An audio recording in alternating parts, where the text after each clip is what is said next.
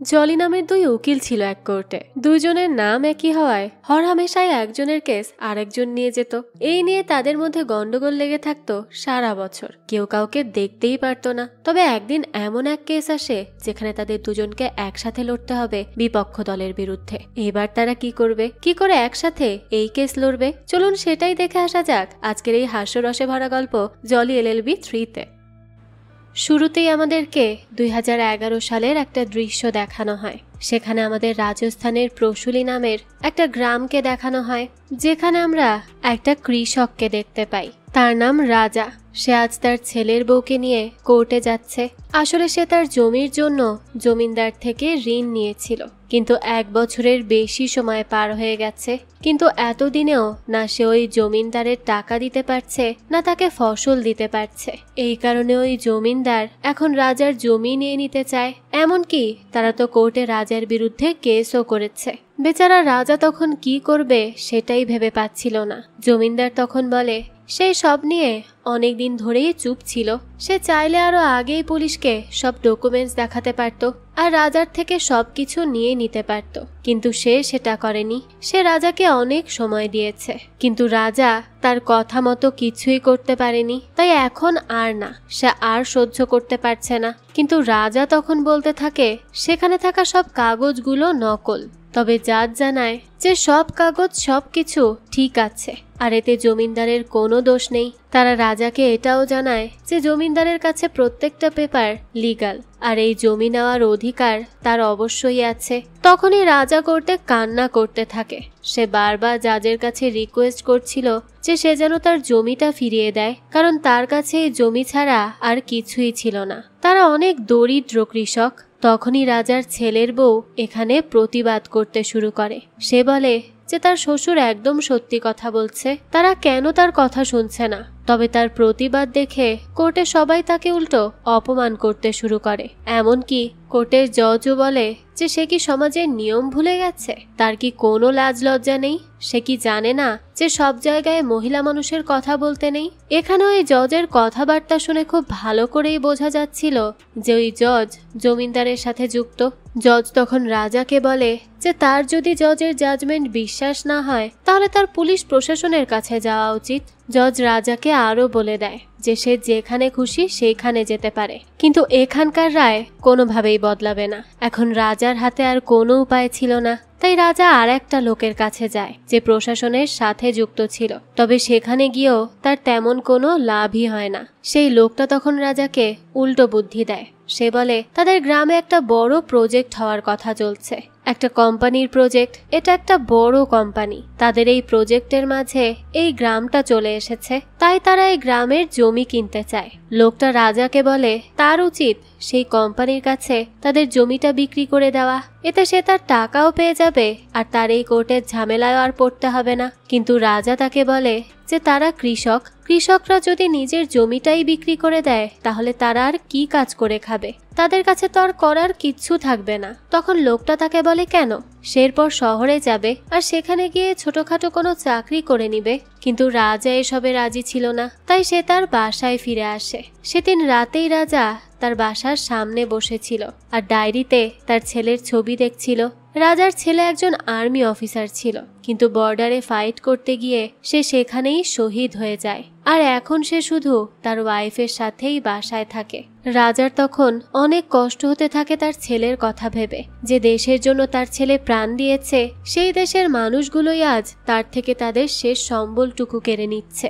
তখনই তার মনে পড়ে যে জমিটা এক সময় তার পরদাদার ছিল, এরপর তার দাদার হলো, তারপর তার বাবার আর তারপরে তার, আর এখন সেই জমিটা তার ছেলেকে দিতে চেয়েছিল, কিন্তু সেটা তো আর হলো না। তার পূর্বপুরুষের জমিটা সে হারিয়ে ফেলেছে। এই জমি থেকে রাজা তেমন কোনো টাকাও পেত না, এখানে কোনো ভালো ফসলও হতো না, কিন্তু এই জমিতে তার অনেক স্মৃতি ছিল।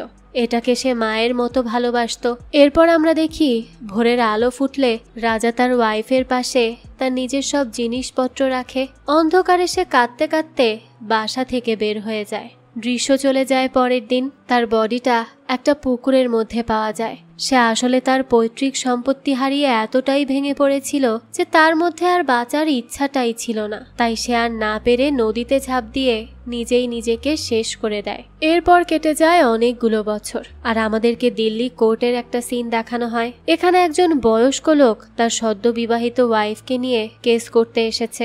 আসলে সে বিয়ের 4 দিন পর জানতে পেরেছে যে সে যাকে বিয়ে করেছে সে একটা মেয়ে না, একটা ছেলে।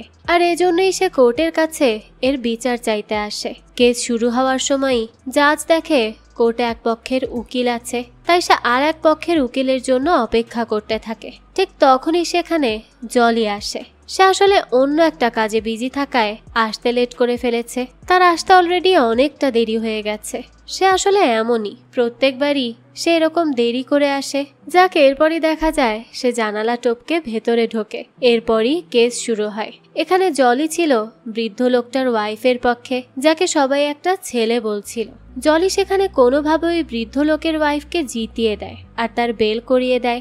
এরপর সে জলিকে তার কথা মতো 5,000 টাকা ফি দেয়। তবে এখানে আমরা দেখতে পাই যে ওই বৃদ্ধ লোকটার ওয়াইফ আসলেই একটা ছেলে। আসলে এই ছেলেটা ছিল একটা ফ্রড, যে মেয়ে সেজে সেজে সব বয়স্ক বড় লোকদের বিয়ে করত আর বিয়ের পর তাদের সব সম্পত্তি চুরি করে নিয়ে পালিয়ে যেত।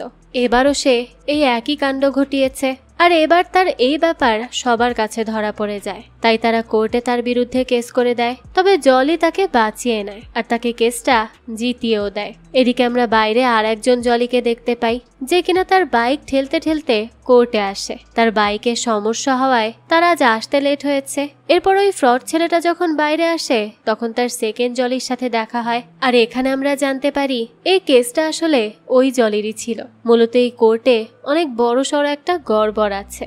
বাইরে যে জলির সাথে ক্লায়েন্টের দেখা হয়েছে তার নাম জগদীশ ত্যাগী, আর কোর্টের মধ্যে যে জলি ছিল তার পুরো নাম হলো জগদীশ মিশ্রা। মিশ্রা সবসময় বুদ্ধি করে তার জলি নামের সুযোগ নিয়ে ত্যাগীর সব কেসগুলো নিয়ে নিত আর সেখান থেকে সব টাকাও হাতিয়ে নিত। এজন্য সে তার সাথে একজন অ্যাসিস্ট্যান্ট রেখেছিল, যে প্রত্যেক দিন ভোরে এসে কেস খুঁজে সেগুলো সেকেন্ড জলিকে দিত। আর এই কোর্টে তাদের দুজনকেই সবাই ভালোবেসে জলি জলি বলে ডাকে। দুজনের মধ্যে শুধু নামের মিল না, তাদের দুজনের মধ্যে কাজেরও মিল আছে। তারা একে অপরের কাজ নিয়ে টানাটানি করলেও তাদের দুজনের কাজই খুব ভালো। তারা কখনো ছোটখাটো কাজে নিজেদের সময় ইনভেস্ট করে না। তারা সবসময় বড় কাজ খুঁজে যেখানে বেশি টাকা পাওয়া যায়। তারা কেস জিতুক না জিতুক তাদের দুজনের কাছেই একটা জিনিস ম্যাটার করত, সেটা হলো টাকা। এখানে আমরা দেখি ত্যাগী তো জানতো না যে মিশ্রা আগেই তার কেসটা হাতিয়ে নিয়ে সেটা সলভ করে ফেলেছে।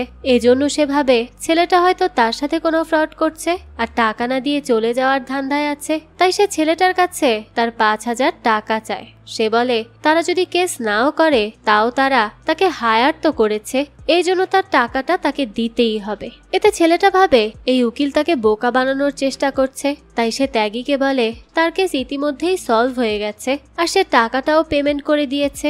এই বলেই সে সেখান থেকে চলে যায়। এই ছেলের কথায় ত্যাগী খুব ভালো করেই বুঝে যায় যে এবারও তার কেস মিশ্রা জালিয়াতি করে হাতিয়ে নিয়েছে। এতে ত্যাগী অনেক রেগে যায় আর মিশ্রার চেম্বারের সামনে গিয়ে সেখানে চিৎকার চেঁচামেচি করে ভাঙচুর করার চেষ্টা করে। তখনই সেখানে অফিসের আরো উচ্চপদস্থ লোকেরা চলে আসে। তারা তাদেরকে থামানোর চেষ্টা করে, কিন্তু তাদের থামানো এত সহজ ছিল না। তাই একজন লোক মিশ্রাকে বলে সে যদি না থামে তাহলে তার লাইসেন্স বাতিল করে দেওয়া হবে। লাইসেন্স বাতিলের কথা শুনে মিশ্রা থেমে যায়। এরপর সেই লোকটা তাদের দুজনের মধ্যে সমঝোতা করার জন্য মিশ্রাকে বলে মিশ্রা যেহেতু ত্যাগীর কেস জালিয়াতি করে নিয়ে নিয়েছে তাই সে যে পেমেন্ট পেয়েছে তার অর্ধেক তার ত্যাগীকে দিতে হবে। এখন মিশ্রার হাতেও কোনো উপায় ছিল না। এ কারণে মিশ্রা না পেরে ত্যাগীর সাথে সেই টাকা ভাগ করে নেয়, যেই টাকাটা এই কেস থেকে সে পেয়েছিল। এরপরই আমরা দেখি ত্যাগী তার কোর্টের সব কাজ শেষ করে একটা এনজিওতে যায়। এই এনজিওতে তার ওয়াইফ কাজ করত। সেখানে তার ওয়াইফ তাদের মেয়েকেও নিয়ে যেত।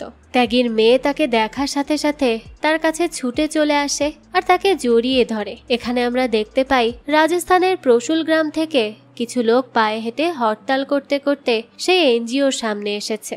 যেখানে ত্যাগীর ওয়াইফ জব করে। সরকার তাদের কোনো একটা দাবি না মানার কারণে তারা এই আন্দোলন করছিল। তবে এই আন্দোলন করায় যখন তারা কোনো উপকার পায় না, তখনই তারা একটা এনজিওর সাহায্য নিতে আসে। আর এই এনজিওতেই ত্যাগীর ওয়াইফ জব করত। ত্যাগীর ওয়াইফ আসলে সমাজে ভালো কাজ করতে অনেক পছন্দ করত, তাই সেই এনজিওর সাথে যুক্ত হয়। এরপর সেখানে ত্যাগীর একটা মহিলার সাথে দেখা হয়। এই মহিলার নাম লক্ষ্মী। লক্ষ্মী ত্যাগীকে একটা কেসের কথা বলে, যেটা কৃষকদের একটা কেস ছিল।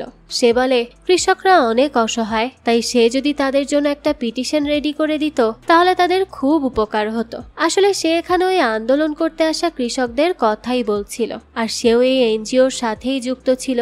কিন্তু ত্যাগী কিছু একটা ভেবে পিটিশন রেডি করতে না করে দেয়। সে বলে বর্তমানে তার শিডিউল অনেক টাইট, তাই সে এখন কোনো কেসই নিতে পারবে না। তাছাড়া এসব জমি বড় বড় কোম্পানিদের দিয়ে দেওয়াই ভালো, এতে গরিব মানুষগুলো কিছু টাকা তো পাবে। এই কথা শুনে লক্ষ্মী খুবই রেগে যায়, আর সে ত্যাগীকে বলে যে সে কি কখনো গরিব মানুষের কথা ভাববে না। তখন ত্যাগী বলে ঠিক আছে, এই লোকটার কাজ সে করবে। ত্যাগী তখন লক্ষ্মীকে বলে লোকগুলোকে শিখিয়ে দিতে, যে কোর্টে গিয়ে তাদের জলিকে খুঁজতে হবে, আর তাকে বলতে হবে যে 40 জন লোকের একটা পিটিশন আছে, তাহলেই তাদের কাজ হয়ে যাবে। আসলে এখানে ত্যাগী মিশ্রাকে ফাঁসাতে চাইছিল।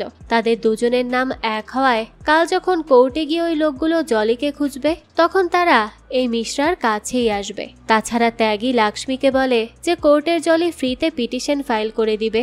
এর মানে হলো কাল সকালে মিশ্রা খুব খারাপভাবে ফেসে যেতে চলেছে, কারণ ফ্রিতে তো মিশ্রা কোনো কিছুই করবে না। আর এই কারণে এতদিন ধরে ত্যাগী মিশ্রার থেকে যে প্রতিশোধটা নিতে চেয়েছিল সেটা সে আজ নিতে পারবে।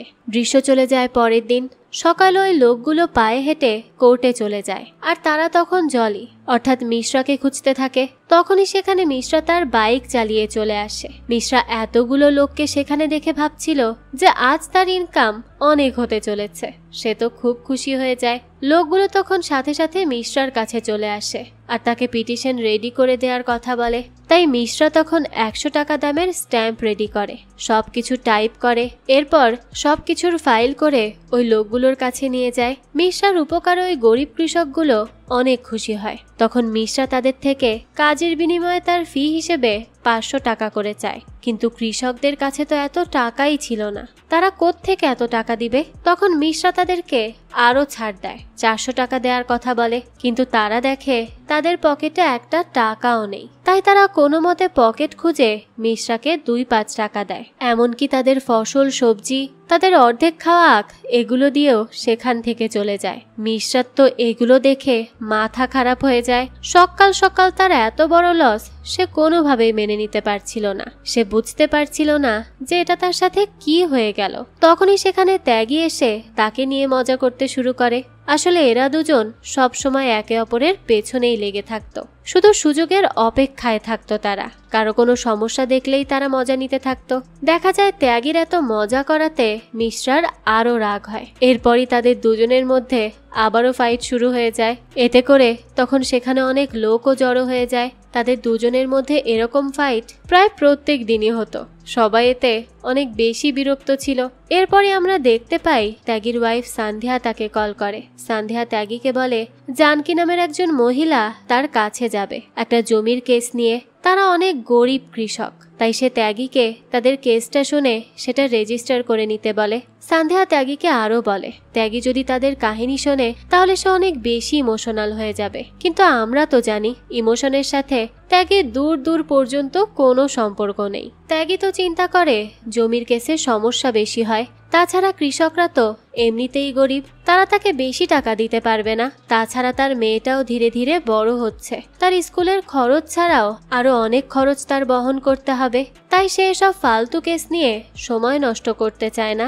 এখান থেকে যেহেতু সে তার কাজের বিনিময়ে কোনো টাকা পাবে না, তাই সে এই কেসটাও ঠুকরে দেয় আর এটাকেও পাঠিয়ে দেয় মিশ্রার কাছে। তাই জানকী তখন মিশ্রার কাছে আসে। তবে মিশ্রা যখন জানতে পারে যে মহিলাটা একজন কৃষক, তখন সে খুব ভালো করেই বুঝতে পারে যে একেও ত্যাগীই পাঠিয়েছে। তাই সেই কেসটা নিতে না করে দেয়, কারণ আগেও সে 40 জন কৃষকের একটা ঝামেলায় পড়েছিল, সেই একই ঝামেলায় আবারও পড়তে চায় না।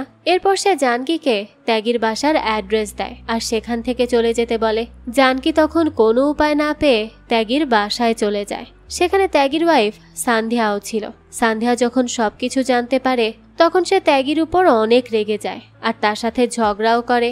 এরপর সে ত্যাগীকে বলে এটা তার সম্মান আর রেপুটেশনের ব্যাপার। তাছাড়া সে যখন জানকীর সব কাহিনী শুনবে তখন সে নিজেও এই কেসটা নিতে মানা করতে পারবে না। সান্ধ্যা তখন বারবার ত্যাগীর কাছে রিকোয়েস্ট করতে থাকে যে সে যেন জানকীর সাথে একবার কথা বলে এই কেসটা নিয়ে নেয়। এরপর ত্যাগী আর কোনো উপায় না পেয়ে তার কাহিনী শুনতে রাজি হয়ে যায়। তখন জানকী তাকে সবকিছু বলতে শুরু করে। সে ত্যাগীকে জানায় কিভাবে অবৈধভাবে তাদের জমি তাদের থেকে ছিনিয়ে নেওয়া হয়েছে আর কিভাবে তার হাজবেন্ড সবকিছু মেনে নিতে না পেরে নিজের জীবন নিজেই নিয়ে নিয়েছিল।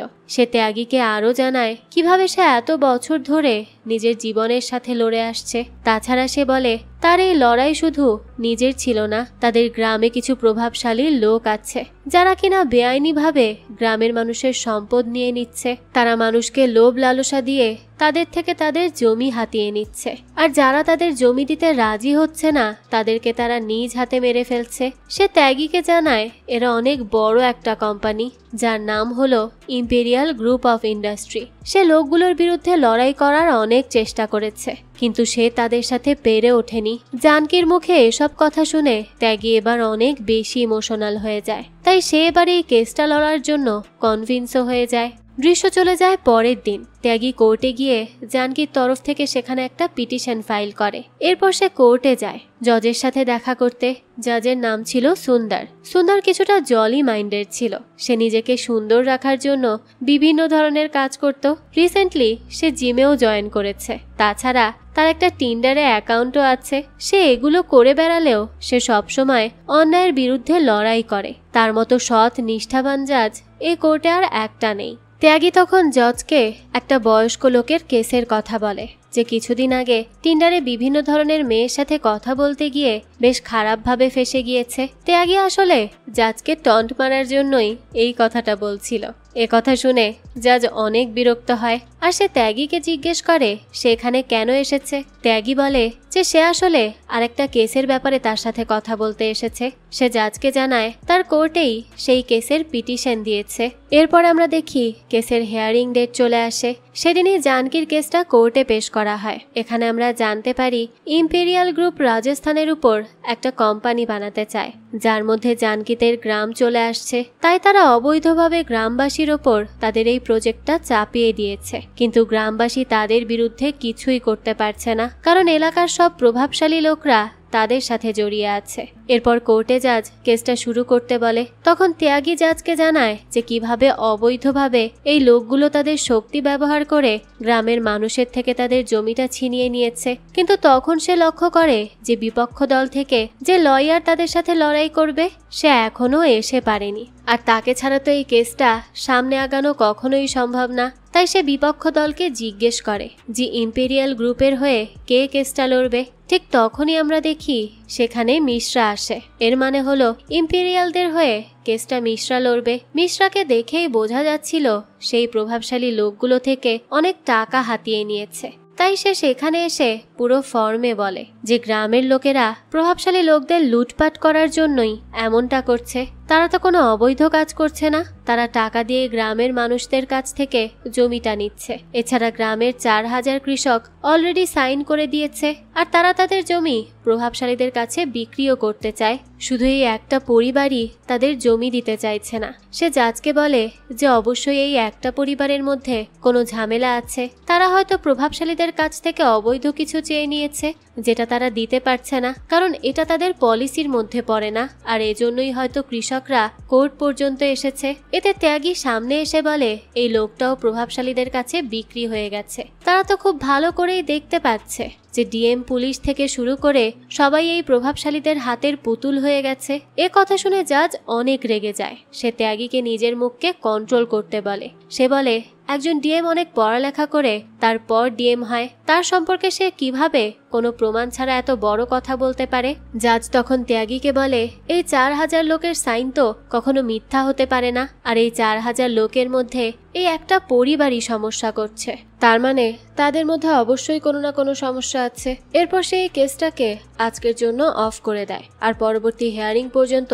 দুজন উকিলকেই অপেক্ষা করতে বলে। তারপর আমরা কেতানকে দেখি যে গ্রামবাসীর সাথে একটা মিটিং এ বসে, যেখানে সে সবাইকে উদ্দেশ্য করে বলে যে দুনিয়াতে যেসব মহান মানুষরা আছে তাদের মধ্যে কখনো বিজনেসম্যানের নাম আসে না। সবাই অ্যাক্টরদের, পলিটিশিয়ানদের নিজেদের আইডল মনে করে, কিন্তু দেশের বড় বড় সেক্টরে বিভিন্ন কাজের পেছনে সবচেয়ে বড় হাত বিজনেসম্যানদেরই থাকে। তারাই দেশকে ট্যাক্স এনে দেয় আর দেশের বিকাশে সাহায্য করে। তাই সবার উচিত বিজনেসম্যানদের আইডল মনে করা। তবে সে বলে এখানে সে বলছে না যে তাকে সবাই আইডল মনে করুক, সে সব বিজনেসম্যানদেরকেই নিজেদের আইডল মনে করার কথা বলছে। এরপর আমরা দেখি কেতান তার একজন এমপ্লয়ের সাথে দেখা করে, যে কেতানকে জানায় যে মিশ্রা তাদের কেস অনেক ভালোভাবে সামলে নিয়েছে আর নেক্সট হিয়ারিং পর্যন্ত তাদের হাতে অনেক সময় আছে। ততদিনের মধ্যে বার্মাজিও চলে আসবে আর কেসটাকে সে সামনে লিড করবে। তো কে এই বার্মাজি সেটা আমরা সামনেই জানতে পারবো।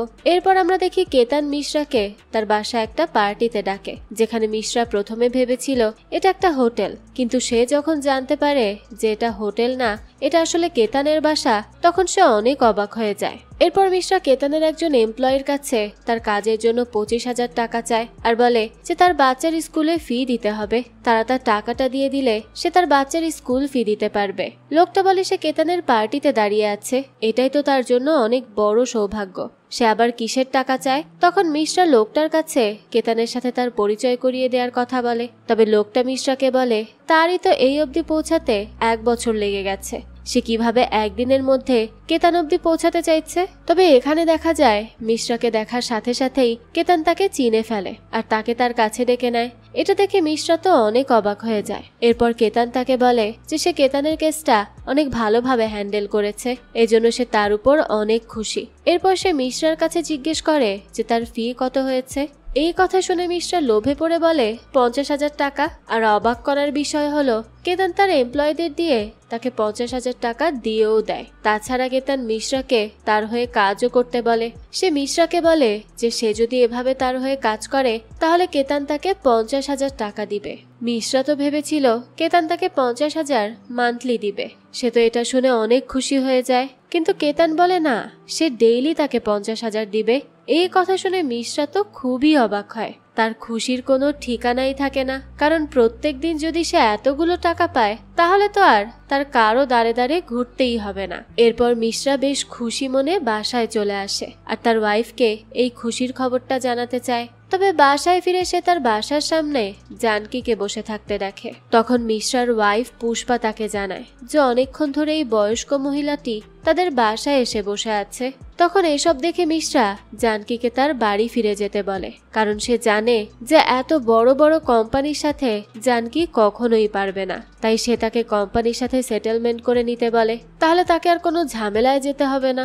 মিশ্রা তাকে কিছু টাকা দেওয়ারও কথা বলে, কিন্তু জানকী বলে সে শুধুমাত্র টাকার জন্য এত দূর আসেনি, তার পরিবারে কেউ নেই, তাদের অবস্থা খুবই খারাপ। এরপর জানকী মিশ্রাকে সব কাহিনী বলতে শুরু করে যে কিভাবে তাদের এত খারাপ দশা হলো। সে মিশ্রাকে জানায় এই প্রভাবশালীদের কারণে তার হাজবেন্ড নিজেই নিজেকে শেষ করে দিয়েছে। তবে তার হাজবেন্ড মারা যাওয়ার পরও সবকিছু থেমে যায়নি, সবকিছু হারিয়েও সে থেমে থাকেনি। সে চেষ্টা করেছে তাদের জমি আগলে রাখার।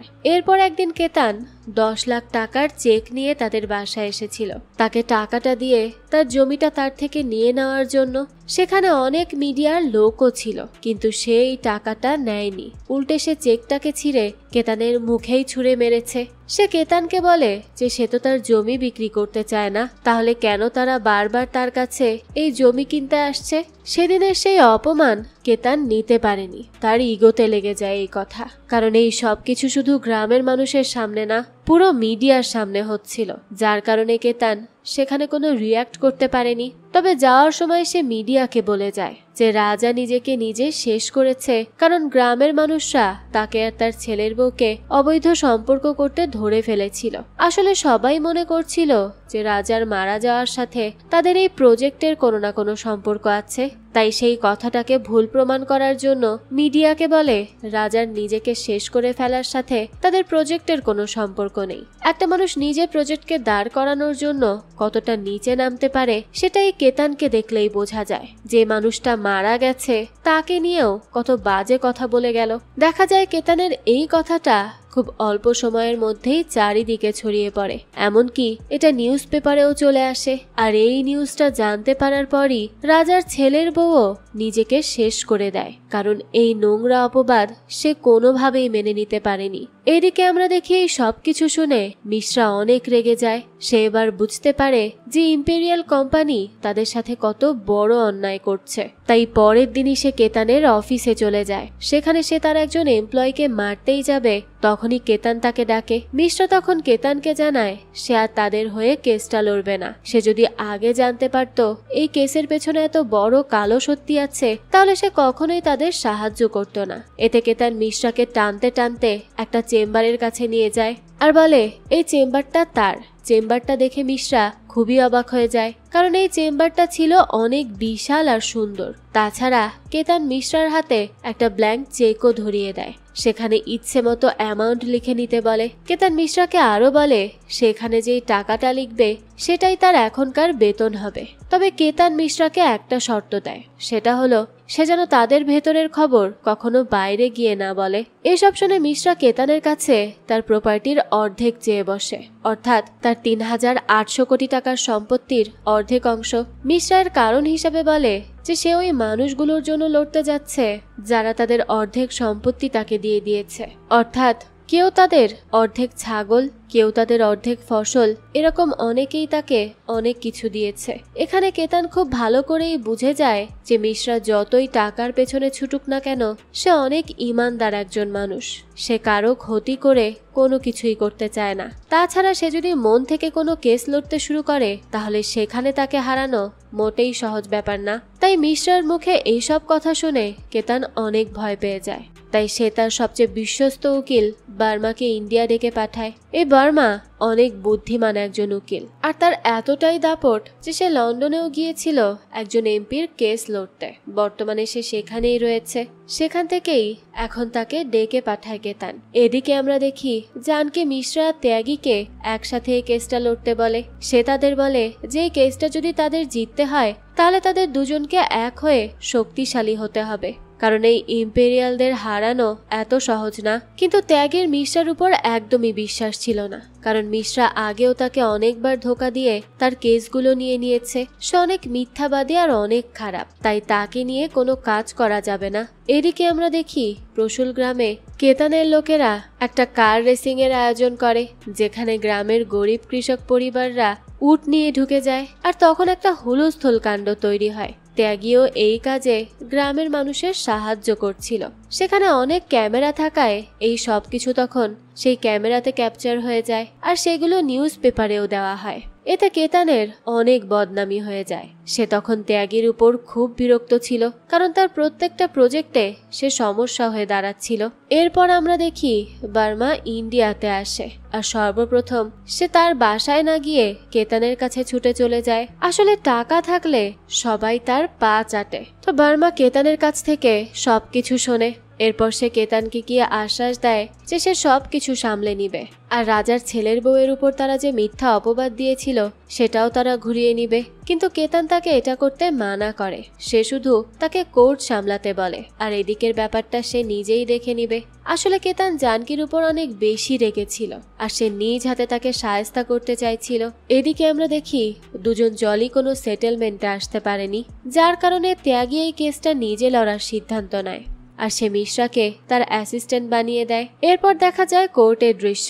বার্মা কোর্টে জজকে উদ্দেশ্য করে বলে যে গ্রামে আরো 40 জন মানুষ আছে, তাদের কোনো সমস্যা নেই, শুধুই একজন মানুষের সমস্যা। তখন ত্যাগী আরো 40 জন মানুষ কোর্টে নিয়ে আসে আর বলে সবারই এই প্রজেক্ট নিয়ে সমস্যা আছে, তারা সবাই তাদের জমি ফিরে পেতে চায়। এরপর বর্মা সবগুলো ডকুমেন্ট চেক করে দেখতে পায় এই 40 জন আগেই তাদের লিগাল ফাইলে সাইন করে দিয়েছে, যেখানে স্পষ্ট আছে যে তারা তাদের জমি ইম্পেরিয়ালদের দিয়ে দিচ্ছে। তাই তাদের এখন প্রতিবাদ করার কোনো মানেই হয় না, তাদের আগেই প্রশাসনের কাছে যাওয়া উচিত ছিল। এখন আমরা তো জানি যে কেতান কিভাবে এই অসহায় লোকগুলোর থেকে সাইন নিয়েছিল। যাই হোক, তখন জাজ ত্যাগীর কাছে সেই 40 জনের পিটিশনটা দেখতে চায়। ত্যাগী যখন 40 জনের পিটিশন জাজকে দেখায়, তখন সে দেখে সে পিটিশনের মধ্যে সব জায়গায় বানান ভুল আছে। এইসব দেখে জাজ অনেক রেগে যায় আর তাকে বেশ বকাঝকাও করে, যেটা দেখে মিশ্রা কোর্টের মধ্যেই হাসতে থাকে। আর মিশ্রার এই হাসি দেখে ত্যাগীর হয় মেজাজ গরম। এখানে একটা বিষয় তো ক্লিয়ার ছিল যে কেসটা বার্মা জিতে গিয়েছে, কারণ দুজন জলই কৃষকদের পক্ষে কোনো সঠিক প্রমাণ দিতে পারেনি। তবে জজ খুব ভালো করেই জানতো যে এই দুইজন জলই যতই উল্টোপাল্টা করুক, তারা দুজনই অনেক ইমানদার। তাই সে জানে যে তারা কোনো ভুল কথা বলছে না, আর এজন্যই জাজ তাদের আর একটা হিয়ারিং এর ডেট দেয়, যাতে তারা সব প্রমাণ কালেক্ট করতে পারে। এর মানে হলো পরবর্তী ডেটে যদি তারা সব প্রমাণ একত্রিত করে কোর্টের সামনে দিতে পারে, তাহলে তারা এই কেসটা জিতে যাবে। আর আমরা তো খুব ভালো করেই জানি এই দুজন লাস্ট মোমেন্টে কেস জেতার এক্সপার্ট। এখন এটাই দেখার পালা যে সামনে তারা এই কেসটাও জিততে পারে কিনা। এদিকে কোর্ট থেকে বের হওয়ার পর তাদের দুজনের মধ্যেই ফাইট শুরু হয়ে যায়, কারণ ওই যে মিশ্রা কোর্টের মধ্যে এসেছিল। এদের দুজনের মধ্যে ঝামেলা লেগেই থাকতো। তো তাদের এই ঝামেলা আবার জানকি দেখতে পায়, তাই সে তখন তাদের কাছে আসে আর দুজনকে সামলায়। তারা দুজনই তখন জানকির সামনে অনেক অপমান বোধ করে, কারণ তারা তার জন্য কিছুই করতে পারেনি। এখানে আবার দেখা যায় তাদের দুজনের ফাইট মিডিয়া ক্যাপচার করে ফেলে, যেটা টিভিতে দেখানো হয়। তখন এই খবর তাদের দুজনের ওয়াইফও দেখে ফেলে আর তাদের দুজনকেই বেশ বকাঝকা করে। তাদের দুজনের ওয়াইফ তাদেরকে বোঝায় যে তারা যদি একসাথে হয়ে কাজ না করে, তাহলে কখনোই তারা কেস জিততে পারবে না। আর এই কেসটা জেতা তাদের জন্য খুবই গুরুত্বপূর্ণ।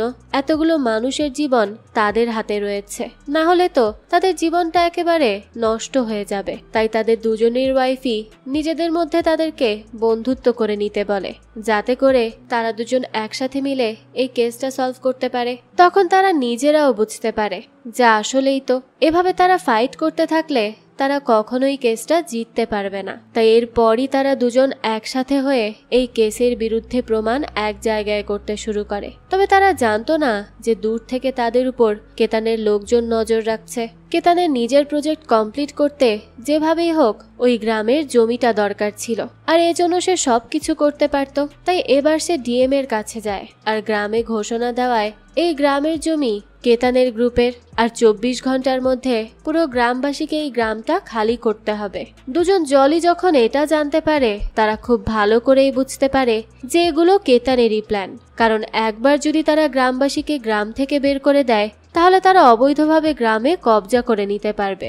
আর এরপরই দুজন জলই চাইলেও কোর্টে কিছু করতে পারবে না। তাই দুজন জলই গ্রামবাসীর কাছে যায় আর তাদেরকে বলে যে সবার কাছে রাইফেল থাকলে গ্রামবাসীর কাছেও একটা হাতিয়ার আছে, আর সেটা হলো তাদের স্মার্টফোন। তাই যখনই তারা কোনো অন্যায় হতে দেখবে, তখন যেন তারা সেই স্মার্টফোন দিয়ে ভিডিও করে রাখে। এতে বড় বড় নেতারাও ভয় পেয়ে যাবে। এজন্য পুলিশ যখন গ্রামবাসীকে গ্রাম থেকে বের করে দেওয়ার জন্য আসে, তখনই দেখা যায় গ্রামবাসীরা জলিদের কথা মতো তাদের স্মার্টফোন বের করে আর তাদের ভিডিও করতে শুরু করে। এইসব কিছু দেখে পুলিশ আর কিছুই করতে পারে না আর চুপচাপ সেখান থেকে চলে যায়। এরপরই আমরা দেখি কেতানের লোকজন পুলিশকে গ্রামবাসীর বিরুদ্ধে নিয়ে যাওয়ার জন্য একটা মিটিং এর মধ্যে ডিএমকে গুলি করার সিদ্ধান্ত নেয়, আর তারা সেটাই করে। একদিন কেতানের একজন লোক গ্রামবাসীর সাথে যখন ডিএম এর মিটিং এ বসে, তখনই ডিএম এর গায়ে গুলি করে দেয়া হয়। এতে গ্রামবাসীর সাথে পুলিশের ঝামেলা বেঁধে যায়। এদিকে মিশ্রা সেই শুটারকে দেখতে পায়।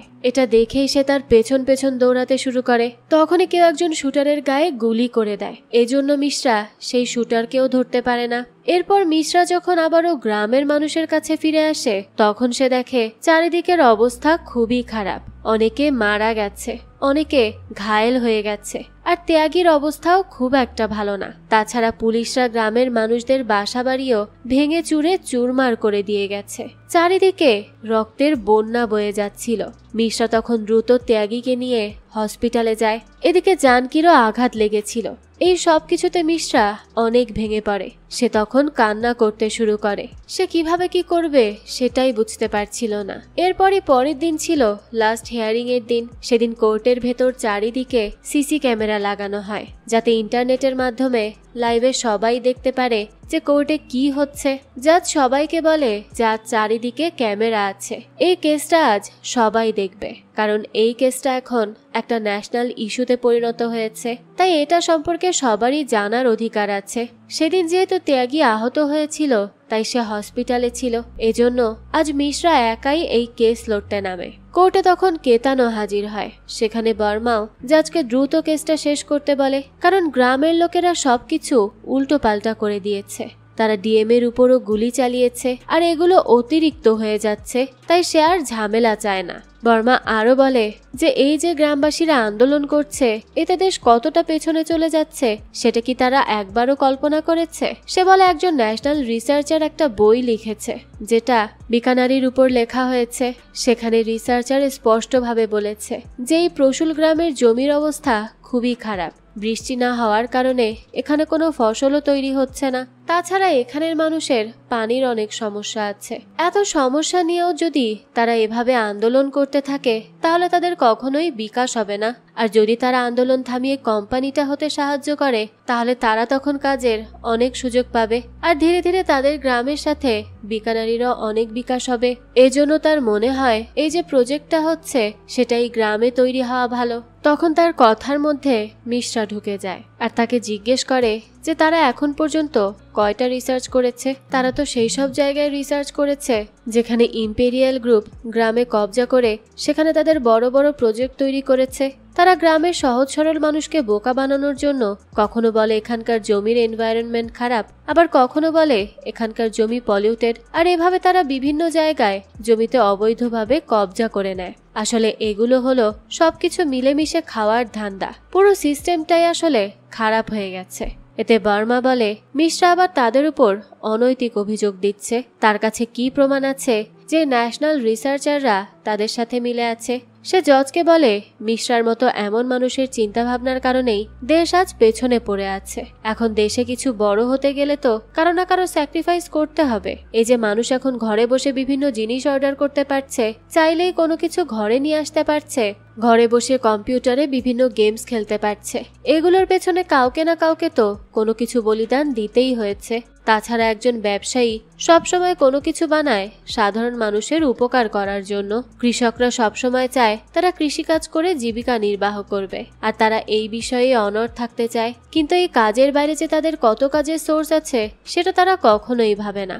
অনেক কৃষক আছে যারা কেতানের কথা বুঝতে পেরেছে আর তাকে তাদের জমি দিয়ে দিয়েছে, কিন্তু কিছু কৃষকই এতে ঝামেলা করছে। তারা কেতানের সাথে প্রতারণা করছে। তবে কেতান সবসময় সবার ভালো চেয়েছে আর সবার মঙ্গলের জন্য নিজের পকেট থেকে টাকা বের করেছে। এই কথা শুনেই মিশ্রা উঠে দাঁড়ায় আর বলে কেতান কখনোই কারো সাহায্য করেনি। সে যেই টাকাগুলো কৃষককে দিয়েছে সেটা সেই কৃষকদেরই টাকা। সে ব্যাংক থেকে লোন নিয়ে এই টাকাগুলো তাদের দিয়েছে। তাছাড়া সে কৃষকদের যে টাকা দিয়েছে তা দিয়ে একটা পরিবারের ভালোভাবে চলা কখনোই সম্ভব না। সে টাকার পরিমাণ খুবই সামান্য। তখনই দেখা যায় মিশ্রার কাছে একটা কল আসে, আর মিশ্রা তখন জজের কাছে 10 মিনিট সময় চায়, কিন্তু কেউ তাকে সময় দিতে রাজি হচ্ছিল না। তখন মিশ্রা জজকে বলে তার পেট খারাপ করেছে, তাই সে একটু বাথরুমে যেতে চায়। সে জজের কাছে একটু বাথরুমে যাওয়ার পারমিশন চায়। জজও তখন তাকে পারমিশন দিয়ে দেয়। তবে এসবে কেতান অনেক রেগে যায়, কারণ এই একটা কেসের কারণে তার কোটি কোটি টাকার প্রজেক্ট আটকে ছিল, আর সেটা কিনা একজন উকিলের বাথরুম লাগার জন্য থেমে যাবে। এতে কোর্টে ঝামেলা লেগে যায়। আসলে মিশ্রা সময় চাইছিল, কারণ তার কাছে ত্যাগী কল করেছে আর জানিয়েছে যে সে ডিএম কে নিয়ে আসছে। ডিএম ত্যাগীর সাথে একই রুমে পাশাপাশি কেবিনে ছিল, আর ডিএম রিয়েলাইজ করে যে সে কতগুলো মানুষের জীবন নষ্ট করতে যাচ্ছে, তাই সে এটা আর করতে চায় না। এ কারণে কোর্টে সে কেতানের বিরুদ্ধে কথা বলতে ত্যাগীর সাথে এখানে আসে। ডিএম এর পর জজকে সবকিছু বলে দেয়। সে জজকে বলে কিভাবে কেতান তাকে টাকা খাইয়ে এই লোকগুলোর বিরুদ্ধে নিয়ে গিয়েছিল। তাছাড়া সেদিন তার উপর যে গুলি চালানো হয় সেটা কেতানের লোকই করেছিল।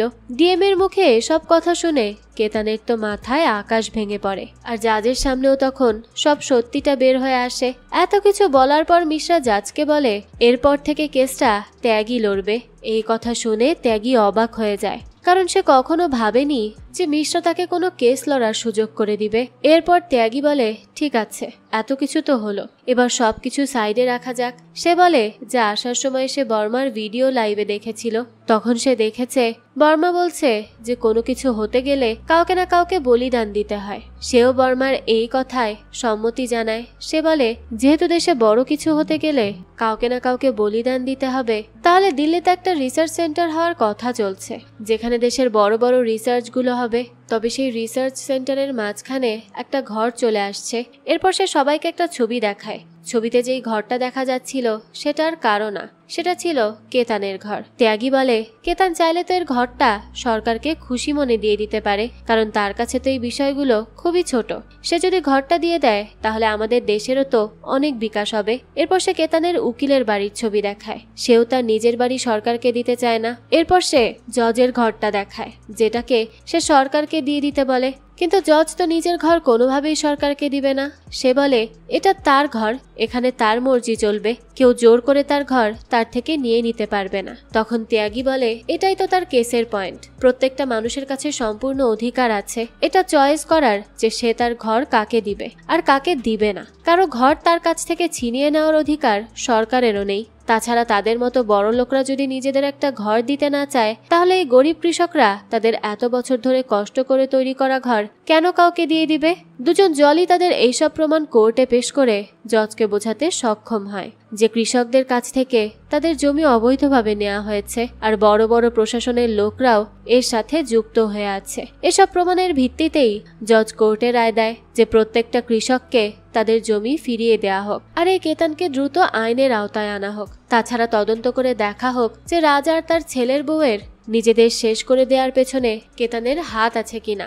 যদি থাকে তাহলে তার বিরুদ্ধে এই বিষয়েও মামলা করা হোক, আর তার প্রজেক্টটাকে ভালোভাবে যাচাই বাছাই করে সেটার বিরুদ্ধে অ্যাকশন নেওয়া হোক। কোর্টের এই সিদ্ধান্ত শুনে জানকী সেখানে কান্নায় ভেঙে পড়ে।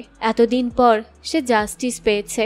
এরপর দেখা যায় গ্রামে গিয়ে গ্রামবাসী কেতানের সেই প্রজেক্টের বোর্ডটা সেখান থেকে খুলে ফেলে। আজ গ্রামবাসীরা সবাই মহা খুশি ছিল। তারা তখন দুই জলিকে তাদের গ্রামে এনে সম্মানও জানায়। আর এর মাধ্যমে এই গল্পটাও এখানেই শেষ হয়ে যায়। এই তো ছিল দুই উকিলের গল্প। এই গল্পটা আপনাদের কাছে কেমন লেগেছে সেটা অবশ্যই আমাদেরকে কমেন্ট করে জানাবেন। যদি এতটুকু ভালো লেগে থাকে তাহলে একটি লাইক দিয়ে যাবেন। আর হ্যাঁ, আমাদের এই চ্যানেলে কিন্তু প্রতিনিয়তই নতুন নতুন ভিডিও আপলোড করা হয়। সেই সব ভিডিওর আপডেট পেতে আমাদের চ্যানেলটিকে সাবস্ক্রাইব করে বেল আইকনে অল দিয়ে রাখতে কিন্তু ভুলবেন না। আর একটা কথা, আমাদের সকল ভিডিওর আপডেট পেতে জয়েন করতে পারেন আমাদের হোয়াটসঅ্যাপ চ্যানেলে, লিংক ডেসক্রিপশন বক্সেই দেয়া আছে। আজকে তাহলে এই পর্যন্তই, আবারও হাজির হব নতুন কোনো ভিডিও নিয়ে। সেই পর্যন্ত সবাই ভালো থাকবেন আর আমাদের চ্যানেলের সাথেই থাকবেন। ধন্যবাদ।